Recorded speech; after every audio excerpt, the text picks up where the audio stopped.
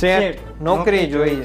એ તો બધું ઠીક છે, પણ તમે 2 જણા હો, જગ્યા એકની જ છે. હા પણ ભાઈ એક શરત હો. હે શું સર?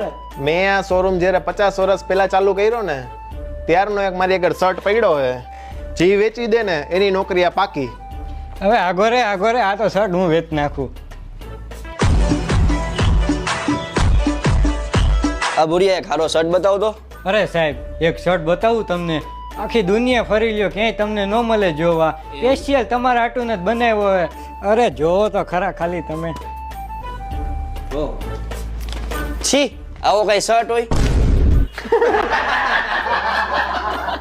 હા શેઠ, હવે હું રહું કે રજા લઉં? દરવાજો ખોલી દઉં કે એમને વયો જઈશ?